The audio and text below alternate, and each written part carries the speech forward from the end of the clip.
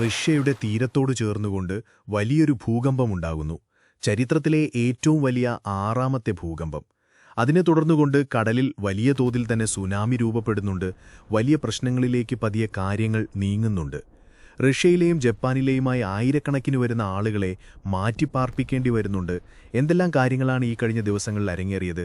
മാത്രമല്ല, ഇത്തരമൊരു പ്രതിഭാസം അരങ്ങേറുമ്പോൾ എല്ലാവരും ഒരുപോലെ തന്നെ ചർച്ച ചെയ്തുകൊണ്ടിരിക്കുന്ന, ഉറ്റുനോക്കിക്കൊണ്ടിരിക്കുന്ന മറ്റൊരു സ്ത്രീയുണ്ട്. ജാപ്പനീസ് ബാബ വാങ്ക എന്ന പേരിൽ പോലും അറിയപ്പെട്ടിരുന്ന അവർ ഈയൊരു ഭൂകമ്പത്തെക്കുറിച്ചും സുനാമിയെക്കുറിച്ചും ഒരുപാടധികം കാലങ്ങൾക്ക് മുൻപേ തന്നെ മുന്നറിയിപ്പ് നൽകിയിട്ടുണ്ടായിരുന്നു. വിശദമായ രീതിയിൽ തന്നെ കാര്യങ്ങളെക്കുറിച്ചൊക്കെ തന്നെയും ഈ വീഡിയോയിലൂടെ പരിശോധിക്കാം. കഴിഞ്ഞ ദിവസം വലിയ തോതിൽ തന്നെ ലോകം ഉറ്റുനോക്കിക്കൊണ്ടിരുന്ന ഒരു കാര്യം തന്നെയായിരുന്നു റഷ്യയുടെ തീരമേഖലയോട് ചേർന്ന് സംഭവിച്ചിട്ടുണ്ടായിരുന്ന ഭൂകമ്പവും അതിനുശേഷം ഉടലെടുത്തിട്ടുള്ള സുനാമി തിരമാലകൾ എന്നൊക്കെ തുടങ്ങിയിട്ടുള്ള കാര്യങ്ങൾ. വലിയ വാണിംഗൊക്കെ തന്നെയും പുറപ്പെടുവിച്ച് ആയിരക്കണക്കിന് ആളുകൾ ഇതിന്റെ ഭാഗമായിട്ട് തങ്ങളുടെ വീടുകളിൽ നിന്ന് ഇവാക്യുവേറ്റ് ചെയ്യപ്പെടുന്ന അവസ്ഥകളൊക്കെ തന്നെ നമുക്ക് കാണാൻ സാധിച്ചിട്ടുണ്ടായിരുന്നു. ഈ ഒരു വീഡിയോയിലൂടെ പ്രധാനമായിട്ട് നമ്മൾ പരിശോധിക്കാൻ പോകുന്നത് എന്തെല്ലാം കാര്യങ്ങളാണ് സംഭവിച്ചിട്ടുള്ളത്, അതിൻ്റെ അനന്തരഫലമായിട്ടുണ്ടായിട്ടുള്ള കാര്യങ്ങൾ, അതോടൊപ്പം തന്നെ എന്തുകൊണ്ട് ഇത്തരത്തിലുള്ള ഈ പ്രതിഭാസങ്ങളെല്ലാം തന്നെ ഉണ്ടായി, അതോടൊപ്പം ഏറ്റവും അവസാനമായിട്ട് നമ്മൾ ഈ സ്റ്റാർട്ടിങ്ങിൽ പറഞ്ഞു വെച്ചിട്ടുണ്ടായിരുന്ന റിയോ തട്സുഗിയുടെ പ്രവചനങ്ങൾ. ഇത്രയും കാര്യങ്ങളാണ് പ്രധാനമായിട്ട് നമ്മൾ ഈ ഒരു വീഡിയോയിലൂടെ പരിശോധിക്കാൻ പോകുന്നത്.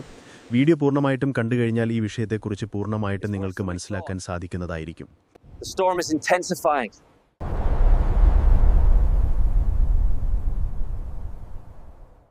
എന്തൊക്കെയായാലും നമുക്ക് നമ്മുടെ വിഷയത്തിലേക്ക് തിരിച്ചു വരാം.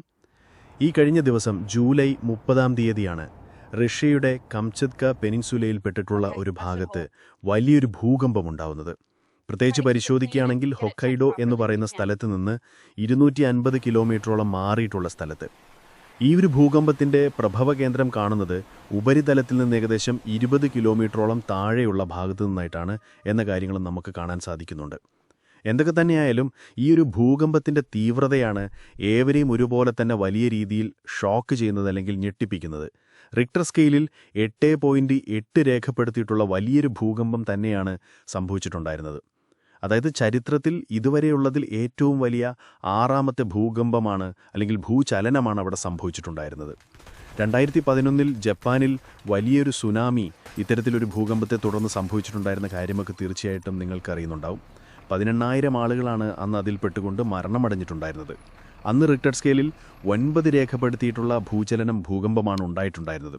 എന്നാൽ ഇവിടേക്ക് വരുമ്പോൾ 8.8 ഇവിടെ രേഖപ്പെടുത്തിയിട്ടുള്ളത്. അത്രത്തോളം തീവ്രതയുള്ള വലിയൊരു ഭൂകമ്പം തന്നെയാണ് കഴിഞ്ഞ ദിവസം സംഭവിച്ചിട്ടുണ്ടായിരുന്നത്. മാത്രവുമല്ല, നമുക്കറിയാം കടൽ പ്രദേശങ്ങളിൽ ഇത്തരത്തിലുള്ള ഭൂകമ്പങ്ങൾ ഉണ്ടാകുമ്പോൾ അതിൻ്റെ ഷോക്ക് വേവ് കാരണമായിട്ട് വലിയ തോതിലുള്ള സുനാമികൾ ഉണ്ടാകാനുള്ള സാധ്യതകളുണ്ട്. അപ്പോൾ ഈ ഒരു കാര്യത്തെ കൃത്യമായ രീതിയിൽ മുൻകൂട്ടി കണ്ടുകൊണ്ട് പസഫിക് സുനാമി വാർണിംഗ് സെൻറ്റർ വ്യത്യസ്ത രാജ്യങ്ങൾക്കൊക്കെ തന്നെയും കൃത്യമായ രീതിയിലുള്ള വാർണിങ്ങുകൾ പുറപ്പെടുവിച്ചിട്ടുണ്ടായിരുന്നു. Russia, Japan, Alaska, Hawaii, Chile, Peru, Mexico, New Zealand, അതുപോലെ തന്നെ US ചില മേഖലകളിലൊക്കെ തന്നെയും വാർണിങ്ങുകൾ മുൻപേ കൂട്ടി തന്നെ നൽകിയിട്ടുണ്ടായിരുന്നു. അതിനടിസ്ഥാനപ്പെടുത്തിയിട്ട് വ്യത്യസ്ത രീതിയിലുള്ള പ്രവർത്തനങ്ങളൊക്കെ തന്നെയും ഒരു പ്രിക്വേഷൻ്റെ ഭാഗമായിട്ട് ഈ രാജ്യങ്ങൾ, പ്രത്യേകിച്ച് ഈ രാജ്യങ്ങളുടെ കോസ്റ്റൽ ഏരിയയിലുള്ള ആളുകളെല്ലാം ഒരുപോലെ തന്നെ കൈക്കൊണ്ടിട്ടുണ്ടായിരുന്നു. ഇനി ഇവിടെ സംഭവിച്ചിട്ടുള്ള കാര്യങ്ങളിലേക്ക് നോക്കുമ്പോൾ ഇത്തരത്തിലൊരു ഭൂകമ്പമുണ്ടായി, തീർച്ചയായിട്ടും അതിനോട് ചേർന്നുകൊണ്ട് വലിയൊരു സുനാമി ഉണ്ടായി. അപ്പോൾ ഇതിൻ്റെ ഭാഗമായിട്ട് ഓരോരോ രാജ്യങ്ങളിലും സംഭവിച്ചിട്ടുള്ള കാര്യങ്ങളെക്കുറിച്ച് എടുത്തു പരിശോധിക്കുകയാണെങ്കിൽ റഷ്യയുടെ കാര്യത്തിലേക്ക് വരുമ്പോൾ അതിലേറ്റവും വലിയ തോതിലുള്ള ചില പ്രത്യാഘാതങ്ങൾ ഉണ്ടായിട്ടുണ്ടായിരുന്നൊരു മേഖലയാണ് കുറിൽ ഐലൻഡ്സ്. അവിടെ ഏകദേശം 4 മീറ്റർ അല്ലെങ്കിൽ 13 അടി ഉയരത്തിന് മുകളിലായിട്ടൊക്കെ തന്നെയും സുനാമി തിരമാലകൾ വന്നിട്ടുണ്ടായിരുന്നു. സുനാമി തിരമാലകൾ അനുഭവപ്പെട്ടിട്ടുണ്ടായിരുന്നു.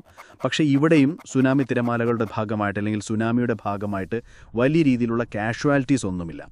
ഒരു മരണം റിപ്പോർട്ട് ചെയ്തിട്ടുണ്ട്, പക്ഷെ അതൊരു ഇൻഡയറക്റ്റ് ഡെത്താണ്. അതും ഈ പറഞ്ഞ രീതിയിൽ ഇവാക്യുവേഷൻ്റെ ഭാഗമായിട്ടുള്ള ഒരു അപകടത്തിൻ്റെ ഭാഗമായിട്ടുള്ള ഒരു മരണം മാത്രമായിരുന്നു. അതിനപ്പുറത്തേക്ക് ഇത്രയധികം ഗുരുതരമായിട്ടുള്ളൊരു ഭൂകമ്പത്തെ തുടർന്ന് അല്ലെങ്കിൽ ഒരു സുനാമിയെ തുടർന്നൊന്നും വലിയ അപകടങ്ങൾ, കാഷ്വാലിറ്റീസ് ഒന്നും തന്നെ റഷ്യയിലും സംഭവിച്ചിട്ടുണ്ടായിരുന്നില്ല. എങ്കിൽ കൂടെയും റഷ്യയിലെ transportation service, especially train, ferries, ഇതൊക്കെ തന്നെയും പൂർണ്ണമായിട്ടും ഒരു സേഫ്റ്റിയുടെ ഭാഗമായിട്ട് നിർത്തിവെച്ചിട്ടുണ്ടായിരുന്നു. ഫുക്കുഷിമ പ്ലാന്റിൻ്റെ ഓപ്പറേഷനും താൽക്കാലികമായിട്ട് സ്റ്റോപ്പ് ചെയ്തിട്ടുണ്ടായിരുന്നു. കാരണം ഒരു വലിയ സുനാമി വാണിംഗ് ആണ്. അതായത് മനസ്സിലാക്കണം, ചരിത്രത്തിൽ തന്നെ ഏറ്റവും വലിയ 6ാമത്തെ ഭൂകമ്പം 8.8 രേഖപ്പെടുത്തിയിട്ടുള്ള വലിയൊരു ഭൂകമ്പമാണ് നടന്നിട്ടുള്ളത്. തീർച്ചയായിട്ടും അതിൻ്റെ ഭാഗമായിട്ട് വലിയ സുനാമി ഉണ്ടാകാനുള്ള സാധ്യതകളുണ്ട്. അപ്പോൾ ഈ വാണിങ്ങിനെ തുടർന്നിട്ട് വേണ്ട രീതിയിലുള്ള മുൻകരുതലുകൾ കൃത്യമായ രീതിയിൽ തന്നെ ജപ്പാൻ കൈക്കൊണ്ടിട്ടുണ്ടായിരുന്നു. മറ്റ് രാജ്യങ്ങളെ അപേക്ഷിച്ചുകൊണ്ട് ഏറ്റവും വലിയ രീതിയിലുള്ള മുൻകരുതലുകൾ എടുത്തിട്ടുള്ളത് ജപ്പാൻ തന്നെയാണ് എന്ന കാര്യത്തെക്കുറിച്ച് നമുക്കിവിടെ മനസ്സിലാക്കാൻ സാധിക്കുന്നുണ്ട്. ട്രേഡിംഗ് അറിയാത്തവർക്കും സമയമില്ലാത്തവർക്കും വേണ്ടിയിട്ട് ഒരു പ്ലാറ്റ്ഫോം ഉണ്ട്. വെറും 10,000 രൂപ കൊണ്ട് സാധാരണക്കാർക്ക് പോലും ട്രേഡിംഗിലൂടെ വരുമാനം നേടാൻ സാധിക്കും. 10,000 രൂപ വെച്ച സാധനം ഇപ്പോൾ 1 ലക്ഷം രൂപയ്ക്ക് മുകളിലായി. എന്റെ കച്ചവടത്തിനേക്കാൾ ലാഭം കിട്ടി. എനിക്കിപ്പോൾ ഒരു ദിവസം 3,000 രൂപയിൽ കൂടുതൽ AI ട്രേഡിംഗിലൂടെ നേടാൻ കഴിയുന്നുണ്ട്. ഞാൻ കുറെ പൈസ കളഞ്ഞു, പിന്നെ ഞാനൊരു 30,000 രൂപ മുടക്കി. ഇപ്പോൾ എനിക്ക് ദിവസവും വരുമാനമുണ്ട്. ഈ വീഡിയോയുടെ ഡിസ്ക്രിപ്ഷനിലും കമന്റ് ബോക്സിലും ഞങ്ങളെ കണക്ട് ചെയ്യാനുള്ള ലിങ്ക് കൊടുത്തിട്ടുണ്ട്. നിങ്ങൾക്ക് താല്പര്യമുണ്ടെങ്കിൽ കോൺടാക്ട് ചെയ്യുക. ഇനി ഹവായിലേക്കും അതുപോലെ തന്നെ US-ന്റെ കോസ്റ്റൽ ഏരിയയിലേക്കൊക്കെ നമ്മൾ നോക്കുമ്പോൾ US വെസ്റ്റ് കോസ്റ്റിലൊക്കെ തന്നെയും ഏകദേശം 1/2 മീറ്ററോളം ഉയരത്തിലുള്ള സുനാമി തിരമാലകൾ എത്തിയിട്ടുണ്ടായിരുന്നു. ഹവായിയുടെ കാര്യത്തിലേക്ക് വരുമ്പോൾ അത് ഏകദേശം 1.7 മീറ്ററോളം ഉയരത്തിൽ ശക്തമായിട്ടുള്ള തിരമാലകളായിട്ട് മാറുന്നുണ്ട്. അവിടെയും യാതൊരു വിധത്തിലുള്ള പരിക്കുകളും ഇല്ലാത്തൊരവസ്ഥയിൽ തന്നെയാണ് കാര്യങ്ങൾ ഏറ്റവും അവസാനം പരിഹരിക്കപ്പെട്ടിട്ടുള്ളത്. പക്ഷേ ഇതിൻ്റെ ഭാഗമായിട്ട് കംചത്ക മേഖലയിൽ സംഭവിച്ച മറ്റൊരു സുപ്രധാനമായിട്ടുള്ള കാര്യമുണ്ട്. അത് ക്ലൂച്ചോസ്കോയ് എന്ന് പറയുന്ന ഒരു അഗ്നിപർവ്വതമുണ്ട് ഈ ഒരു മേഖലയിൽ. അത് ഇറപ്റ്റ് ചെയ്തിട്ടുണ്ടായിരുന്നു. അവിടെയും കാഷ്വാലിറ്റീസ് പരിശോധിക്കുമ്പോൾ യാതൊരുവിധ അപകടങ്ങളും ഇതുവരെ റിപ്പോർട്ട് ചെയ്യപ്പെട്ടിട്ടില്ല എന്ന രീതിയിൽ തന്നെയാണ് കാണാൻ സാധിക്കുന്നത്.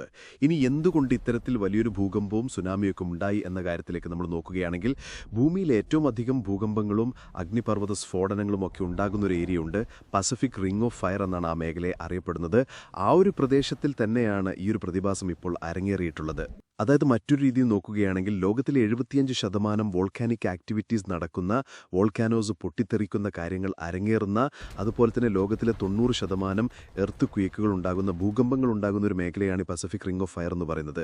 ഈ ഒരു പ്രദേശത്ത് ഇത്തരം ഒരു വലിയ ഭൂകമ്പം ഉണ്ടായതിൽ യാതൊരു വിധത്തിലും നമ്മൾ ആശ്ചര്യപ്പെടേണ്ടതായിട്ടില്ല എന്നത് ചുരുക്കം. മാത്രമല്ല, എങ്ങനെയാണ് ഈ ഒരു ഭൂകമ്പം ഉണ്ടാകുന്നത് എന്ന കാര്യത്തെക്കുറിച്ച് നോക്കുകയാണെങ്കിൽ മുമ്പ് പല വീഡിയോകളിൽ നമ്മൾ ആ കാര്യത്തെക്കുറിച്ച് സംസാരിച്ചിട്ടുണ്ട്. നമ്മുടെ ഭൂമിയുടെ ടെക്ടോണിക് പ്ലേറ്റുകളുടെ ചലനം അത് തന്നെ ഇത്തരത്തിൽ വലിയ തോതിലുള്ള ഭൂകമ്പങ്ങളിലേക്ക്, ഭൂമി കുലുക്കങ്ങളിലേക്കൊക്കെ തന്നെ നമ്മളെ നയിക്കുന്നത്. മാത്രമല്ല, കടലിനടിയിൽ ഇത്തരത്തിൽ പ്രതിഭാസങ്ങൾ അരങ്ങേറുമ്പോൾ അവിടുത്തെ വെള്ളത്തെയും അത് സ്വാധീനിക്കുകയും അതിന്റെ ഭാഗമായിട്ട് വലിയ തോതിലുള്ള തിരമാലകൾ ഉയരുകയും സുനാമിയായി അത് മാറുകയും ഒക്കെയാണ് ചെയ്യുന്നത്. ഏറ്റവും ചുരുക്കി പറയുകയാണെങ്കിൽ ഇത്തരത്തിലുള്ള കാര്യങ്ങളൊക്കെ തന്നെയുമാണ് ഇവിടെയും അരങ്ങേറിയിട്ടുള്ളത്. ഇനി നമ്മുടെ മുന്നിലുള്ള 2 പ്രധാനമായിട്ടുള്ള കാര്യങ്ങളുണ്ട്. ഇത്ര വലിയ ഭൂകമ്പം ഉണ്ടായിട്ട്, സുനാമി ഉണ്ടായിട്ട് എങ്ങനെയാണ് കൂടുതൽ മരണങ്ങളോ അല്ലെങ്കിൽ കാഷ്വാലിറ്റീസോ ഒന്നും സംഭവിക്കാത്ത രീതിയിലേക്ക് ഇത് എത്തിയിട്ടുള്ളത് എന്നൊരു ചോദ്യം. അതുപോലെ രണ്ടാമതായിട്ട് ഈ ഒരു കാര്യത്തെക്കുറിച്ച് മുൻകൂട്ടിയിട്ടുള്ള പ്രവചനങ്ങൾ. അപ്പോൾ ആദ്യത്തെ കാര്യത്തിലേക്ക് വരാം. എങ്ങനെ ഈ ഒരു കാര്യത്തെ അതിജീവിച്ചു എന്ന് നോക്കുകയാണെങ്കിൽ, നമ്മൾ പറഞ്ഞു നിരന്തരമായിട്ട് സിസ്മിക് ആക്ടിവിറ്റീസൊക്കെ ഉണ്ടാകുന്ന ഒരു ഏരിയയാണ് ഇത്. അതിൻ്റെ ഭാഗമായിട്ട് ജപ്പാനാണെങ്കിലും റഷ്യ ആണെങ്കിലും ഒക്കെ വേണ്ട രീതിയിലുള്ള മുൻകരുതലുകൾ കാലാകാലങ്ങളായിട്ട് എടുത്തു വന്നിട്ടുണ്ടായിരുന്നു. ഈ സിസ്മിക് ആക്ടിവിറ്റികളെ ചെറുത്തു നിൽക്കുന്ന, അതായത് ഇത്തരത്തിലുള്ള ഭൂകമ്പങ്ങളെയും മറ്റുമൊക്കെ ചെറുത്തു നിൽക്കാൻ പ്രാപ്തമായിട്ടുള്ള രീതിയിലാണ് അവിടെയുള്ള ബിൽഡിങ്ങുകൾ ഓരോന്നും നിർമ്മിച്ചിട്ടുള്ളത്. അപ്പോൾ പലപ്പോഴും റിക്ടർ സ്കെയിലിൽ 5, 6, 7 ഒക്കെ രേഖപ്പെടുത്തുന്ന ഭൂചലനങ്ങൾ ഉണ്ടാകുമ്പോൾ, ഭൂകമ്പങ്ങൾ ഉണ്ടാകുമ്പോൾ പല സ്ഥലങ്ങളിലും വലിയ നാശനഷ്ടങ്ങൾ ഉണ്ടാകുകയും കെട്ടിടങ്ങൾ തകർന്നു വീഴുകയും ഒരുപാട് മരണം സംഭവിക്കുകയൊക്കെ ചെയ്യാറുണ്ട്. ജപ്പാൻ ഇതിനെയൊക്കെ തന്നെ മുൻകൂട്ടി തന്നെ പ്രിവെൻറ്റ് ചെയ്യാൻ ആവശ്യമായിട്ടുള്ള മുൻകരുതലുകൾ അവരുടെ ഓരോ ബിൽഡിങ്ങുകളിലും എടുത്തിട്ടുണ്ട് എന്നൊരു കാര്യമൊക്കെ കൊണ്ട് തന്നെയാണ് ഇത്രയധികം കാഷ്വാലിറ്റീസ് കുറഞ്ഞൊരവസ്ഥയിലേക്ക് ഇതിനെ കൊണ്ടെത്തിക്കാൻ അവർക്ക് സാധിച്ചിട്ടുണ്ടായിരുന്നത്. മാത്രമല്ല, എടുത്തു പറയേണ്ട മറ്റൊരു കാര്യമെന്ന് പറയുന്നത് അവരുടെ ഇവാക്യുവേഷൻ പ്രോട്ടോക്കോളാണ്. ചുരുങ്ങിയ സമയത്തിനുള്ളിൽ തന്നെ ഇത്രയധികം ആളുകളെ സുരക്ഷിത സ്ഥാനത്തേക്ക് മാറ്റാനൊക്കെ തന്നെയും അവർക്ക് സാധിച്ചിട്ടുണ്ട്. അപ്പോൾ പല സ്ഥലങ്ങളിലും പല നമ്പേഴ്സാണ് കാണുന്നത്. ചിലയിടങ്ങളിൽ ഒരു 9 ലക്ഷം ആളുകളെ ചുരുങ്ങിയ സമയത്തിനുള്ളിൽ സുരക്ഷിത സ്ഥാനത്തേക്ക് മാറ്റിയിട്ടുണ്ടായിരുന്നു എന്ന് കാണുമ്പോൾ, മറ്റു ചില സോഴ്സുകളിലൊക്കെ തന്നെയും 2 മില്യൺ 20 ലക്ഷത്തോളം ആളുകളെ സമുദ്രമേഖലയിൽ നിന്ന്, കോസ്റ്റൽ റീജിയനിൽ നിന്ന് മാറ്റിയിട്ടുണ്ടായിരുന്നു തുടങ്ങിയിട്ടുള്ള കാര്യങ്ങളും അവിടെ നമുക്ക് കാണാൻ സാധിക്കുന്നുണ്ട്. ഇനി അവസാനത്തെ കാര്യത്തിലേക്ക്, ഈ കാര്യങ്ങളെക്കുറിച്ചൊക്കെ തന്നെ മുൻകൂട്ടി പ്രവർത്തിച്ചിട്ടുള്ള റയോ തത്സുഗി എന്ന് പറയുന്ന സ്ത്രീയുടെ കാര്യത്തിലേക്ക് വരാം. ജാപ്പനീസ് ബാബ വാങ്ക എന്ന രീതിയിലൊക്കെയാണ് ഇവർ അറിയപ്പെട്ടുകൊണ്ടിരിക്കുന്നത്. 2011 ജപ്പാനിൽ നടന്നിട്ടുണ്ടായിരുന്ന, മുമ്പ് നമ്മൾ പരാമർശിച്ച 18,000 ആളുകളുടെ മരണത്തിന് കാരണമായിട്ടുണ്ടായിരുന്ന സുനാമിയെ കൃത്യമായ രീതിയിൽ തന്നെ മുൻപേ പ്രവചിച്ചിട്ടുണ്ടായിരുന്നു എന്നാണ് പറയപ്പെടുന്നത്. ഇവരൊരു ആർട്ടിസ്റ്റാണ്, എസ്പെഷ്യലി ഒരു മാംഗ ആർട്ടിസ്റ്റാണ്. ഇവർ പുറത്തിറക്കിയിട്ടുണ്ടായിരുന്ന, വർഷങ്ങൾക്ക് മുമ്പേ പുറത്തിറക്കിയിട്ടുണ്ടായിരുന്ന ഒരു പുസ്തകമുണ്ട്, ദ ഫ്യൂച്ചർ ഐ സോ എന്ന് പറഞ്ഞിട്ട്.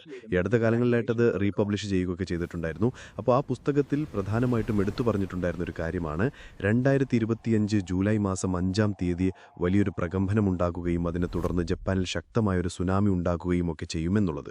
വലിയ തോതിൽ തന്നെ ജൂലൈ 5-ന് ലോകമൊക്കെ തന്നെയും ഈ ഒരു കാര്യത്തിലേക്ക് ഉറ്റുനോക്കിയിട്ടുണ്ടായിരുന്നു. പക്ഷേ അന്ന് ഇതുമായി ബന്ധപ്പെട്ട് യാതൊരു വിധത്തിലുള്ള കാര്യങ്ങളും സംഭവിച്ചില്ല. എന്നാൽ കുറച്ചു നാളുകൾക്ക് ശേഷം, അതായത് ഒരു 25 ദിവസത്തിന് ശേഷം ജൂലൈ 30-ാം തീയതിയെ അവരുടെ ഒരു പ്രവചനം പോലെ തന്നെ വലിയൊരു ഭൂകമ്പം ഉണ്ടാകുകയും അതിനെ തുടർന്നൊരു സുനാമി ഉണ്ടാകുകയും ഒക്കെ ചെയ്തു കഴിഞ്ഞിരിക്കുന്നു. ഒന്നുകിൽ നമുക്കിതിനെ പൂർണ്ണമായിട്ടും അവർ പ്രവചിച്ചതുപോലെ തന്നെ നടന്നു എന്ന രീതിയിൽ വിശദീകരിക്കാം, അല്ല എങ്കിൽ സിമ്പിളായിട്ട് ഇതൊരു കോയിൻസിഡൻസ് മാത്രമാണ് എന്ന രീതിയിൽ നമുക്ക് അവസാനിപ്പിക്കാം. എന്തൊക്കെ തന്നെയായാലും വ്യത്യസ്ത സാമൂഹ്യ മാധ്യമങ്ങളിലൊക്കെ തന്നെയും ഇവരുടെ ഈ ഒരു പ്രവചനവുമായി ബന്ധപ്പെട്ട ഈ കാര്യങ്ങൾ ഇന്ന് വലിയ തോതിൽ തന്നെ ചർച്ചകൾക്ക് വിധേയമായി കൊണ്ടിരിക്കുന്നുണ്ട്.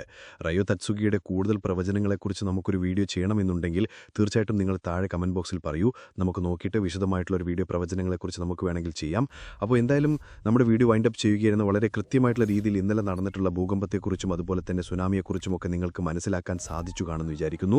നിലവിലിപ്പോൾ ഏതെങ്കിലും കാര്യങ്ങളൊക്കെ ഒന്ന് ശാന്തമായിട്ടുണ്ട്. അതിനെ തുടർന്ന് സുനാമി വാർണിംഗും ഒക്കെ തന്നെയും പിൻവലിച്ചിട്ടുണ്ട്. എങ്കിൽ കൂടെയും വലിയൊരു ഭൂചലനം ഉണ്ടാകുമ്പോൾ, ഭൂകമ്പം ഉണ്ടാകുമ്പോൾ അതിനുശേഷം പിന്നീട് ചെറിയ ആഫ്റ്റർ ഷോക്കുകൾ അല്ലെങ്കിൽ ആഫ്റ്റർ വേവുകൾ ഉണ്ടാകാറുണ്ട്. അത്തരമൊരു കാര്യം ചെറിയ ഭൂചലനങ്ങൾ ഇപ്പോൾ അവിടെ അരങ്ങേറിക്കൊണ്ടിരിക്കുന്നുണ്ട്. പക്ഷേ ഗുരുതരമായിട്ടുള്ള പ്രശ്നങ്ങളിലേക്ക് നയിക്കുന്ന രീതിയിൽ കാര്യങ്ങളൊന്നുമില്ല എന്ന രീതിയിലൊക്കെ തന്നെയാണ് അധികൃതർ ഈ കാര്യങ്ങളുമായി ബന്ധപ്പെട്ട് വിശദീകരിച്ചു കൊണ്ടിരിക്കുന്നത്. അപ്പോൾ വീഡിയോയെക്കുറിച്ചുള്ള നിങ്ങളുടെ അഭിപ്രായങ്ങൾ തീർച്ചയായിട്ടും താഴെ ഒന്ന് രേഖപ്പെടുത്താൻ മറക്കരുത്. ഇതിലും നല്ല ഒരുപാടധികം വീഡിയോസുമായിട്ട് കണ്ടുമുക്കാമെന്ന പ്രതീക്ഷയോടെ ബൈ.